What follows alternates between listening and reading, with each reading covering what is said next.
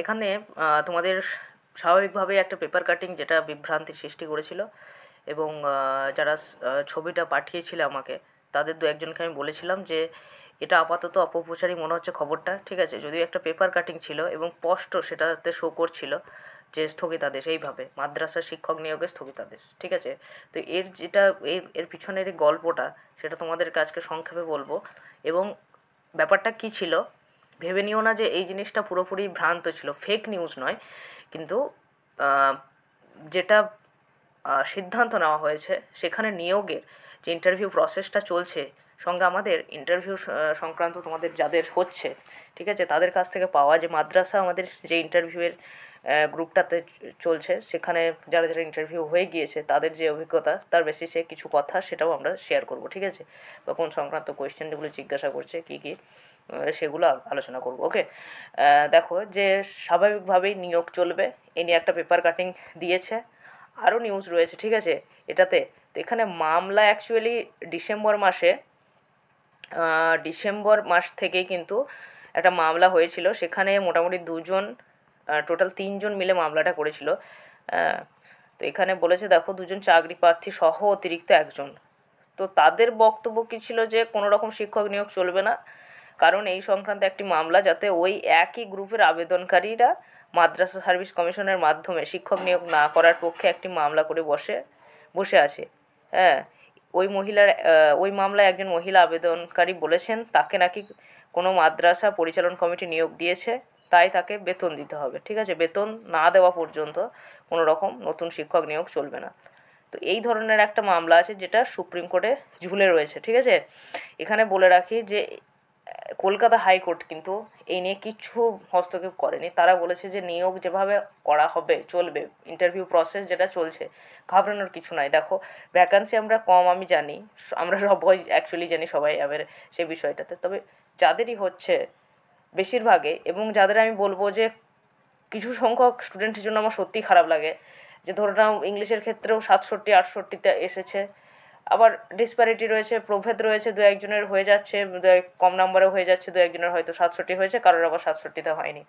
তো নাম্বারটা শো করলে তো অবশ্যই ভালো হতো, প্রত্যেকের নাম্বারটা যদি শো করতো সেটা তো অবশ্যই ভালো, কিন্তু এর জন্য একটা নিয়োগ প্রক্রিয়াকে বন্ধ করে দেওয়া, সেটা পার্সোনালি আমার মতে একদমই খারাপ, ঠিক আছে।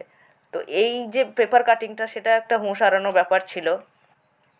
তো এটা কি বলেছে দেখো, লাস্ট আমাদের যেটা শুনানি হয়েছিল শম্পা দত্তের এজলাসে হয়েছিল, 30শে ডিসেম্বর হয়েছিল, ঠিক আছে। তো যাই হোক, সেখান থেকে কিন্তু গোটা তোমাদের এটা পড়ার দরকারই নেই, এই পেপার কাটিংটা সবাই পাঠিয়েছিলেন, ঠিক আছে, এটা আমি গ্রুপে আজকে দিয়েছি, যে কোনো রকম চাপ নেই, যে কোনো একটা পেপার কাটিং দেখে ভেঙে পড়ার কিছু নেই, সেটা তো আগে পরে তোমাদেরকে একটু জানতে হবে, ঠিক আছে। যা হচ্ছে হোক না, নিয়োগ বন্ধ হোক সেটা আমরা চাই না। প্রসেস ভুল মানছি, যে কিছু সংখ্যক তাদের যে প্রসেসটা চলছিল, মানে তোমার রেজাল্ট আউটের প্রসেস বলো, সেগুলো ঠিক নয়, ঠিকভাবে হয়নি। তো যাই হোক, এখানে যে ভেরিফিকেশান প্রক্রিয়া চলছে এবং সমস্ত কিছু কিন্তু জারি রয়েছে। দেখো, অনেকের ইংলিশে যারা আছে, অনেকের 11 তারিখে ডাক দিয়েছে, আমি তো অনেকেরই শুনলাম 11 তারিখ আছে।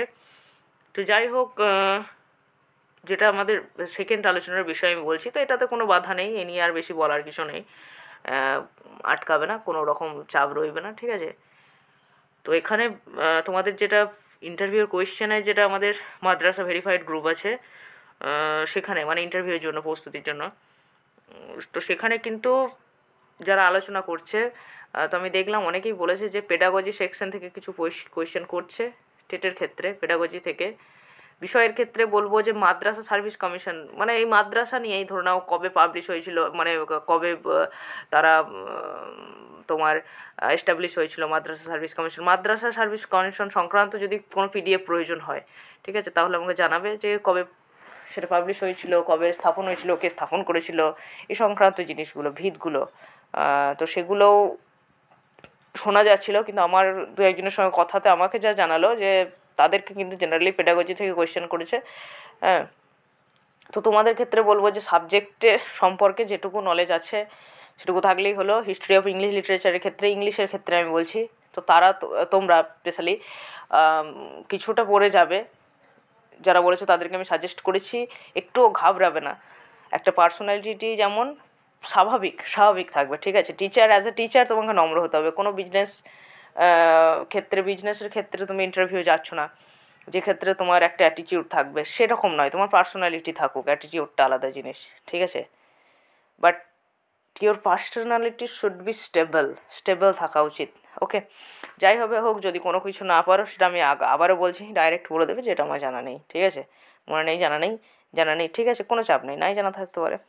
তো সেক্ষেত্রে কিছু সংখ্যক তো আবার বাদ যাবে, যাই হোক, সেটা তো আরও দুঃখের বিষয় যে কোয়ালিফাই করেও কলেজার পেয়েও আমাদের নিয়ারেস্ট এখানে একজন পেয়েছে যার সঙ্গে আমার দেখাও হয়েছে, তো তার গার্জেনের সঙ্গে আমারও ভালো লাগলো। তার ইন্টারভিউ রয়েছে 11 তারিখে। সো আমরা প্রত্যেকের জন্য অপেক্ষা করছি যে কী হবে। তোমরা অবশ্যই জানাবে, যদি পজিটিভ নিউজ আসে তাও জানাবে, নেগেটিভ এলেও জানাবে, কোনো কিছু ভেঙে পড়ার কারণ নেই।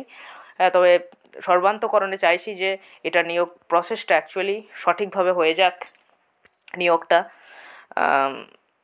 এবং যেরকমভাবে মাদ্রাসা হলো, এসএলএসটিও অবশ্যই একটা খবর নিয়ে আসুক, অ্যান্ড সেটার ভ্যাকান্সি যেন অবশ্যই মাদ্রাসার মতো এত কম না থাকে। রিজার্ভ থাকুক না থাকুক মহিলাদের জন্য, তো জেনারেল ভ্যাকান্সি হিসাবেই যেন বহু ভ্যাকান্সি আসে, সেটা চাইবো। হ্যাঁ, এবং ফ্রেশভাবে নিয়োগ হোক, সেটাই চাইবো। তো দেখা যাক কী হচ্ছে।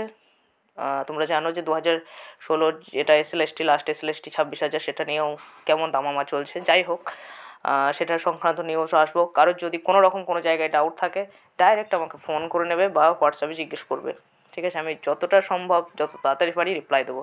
ওকে, guys, stay good, stay happy, thank you.